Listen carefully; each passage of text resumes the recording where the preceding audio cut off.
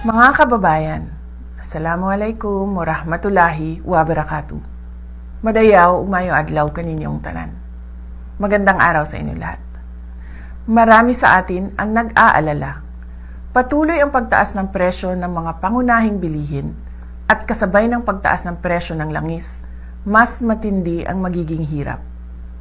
Binibilang ng mga magulang ang bawat piso at marami sa atin ang nag-aalala sa susunod na mangyayari.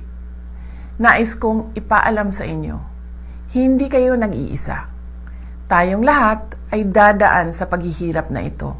Mararamdaman natin lahat ang bigat ng pagtaas ng presyo, lalo na ng pagkain.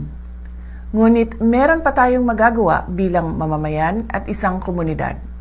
At lalong merong kailangan gawin ang pamahalaan. Para sa ating mga lokal na pamahalaan, marami sa mga non-essential na mga aktibidad na gumagamit ng langis ang pwedeng ipagbawal muna, tulad ng parada sa festival. Bumuo ng komite para bantayan ang presyo ng bigas, mantika, pamasahe at iba pang pangunahing bilihin na apektado ng langis at bigyan ng maagang abiso ang mga mamimili at negosyante sa pagtaas ng presyo. Magbahagi ng impormasyon sa pagbabago ng presyo at turuan ang pamilya ng praktikal na hakbang sa pagtitipid, tulad ng pagbawas ng paggamit ng sasakyan at kuryente. Palakasin ang suporta sa lokal na magsasaka at maliliit na supplier upang mabawasan umasa sa imported na produkto para makapagbigay ito ng buffer sa biglaang pagtaas ng presyo. Magpalabas ng mga orders sa pagtitipid sa LGU na susundin ng lahat ng opisina kasama na ng barangay. Bilang individual na mamamayan, ang mga sumusunod ay iilan lamang sa mga pwedeng gawin na makakatulong sa ating pamilya. Bigyang prioridad ang pangunahing bilihin at planuhin ang budget ng pamilya. Bumili muna sa lokal na produkto upang palakasin ang lokal na ekonomiya at mabawasan ang epekto ng pagtaas ng langis. Bawasan ang hindi kailangang paggamit ng enerhiya tulad ng pag-carpooling, bisikleta at pwedeng ayusin ang schedule ng lakad upang mabawasan ang madalas na pagbiyahe. Ngunit ang responsibilidad na protektahan ang mga mamimili ay higit pa sa ating mga tao o komunidad. Sa mga ahensya ng gobyerno na may tungkulin dito, kumilos na kayo. Kailangan bantayan ang presyo ng langis at epekto nito sa pangunahing bilihin at transportasyon.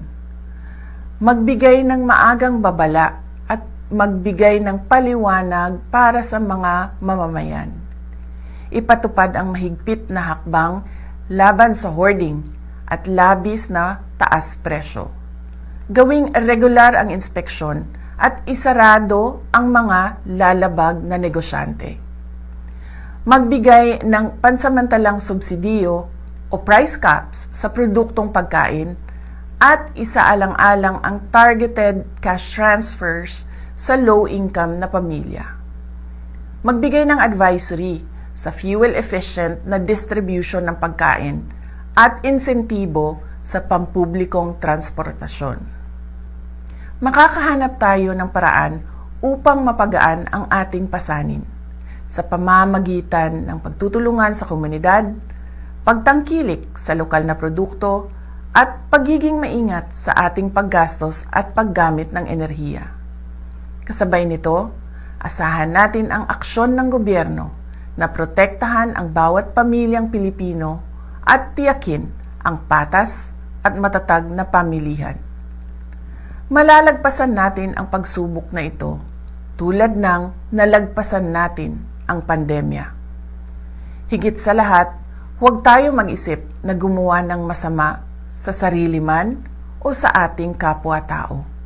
Mamuhay tayo ng marangal at may dignidad kahit tayo ay dumadaan sa kahirapan. Syukran.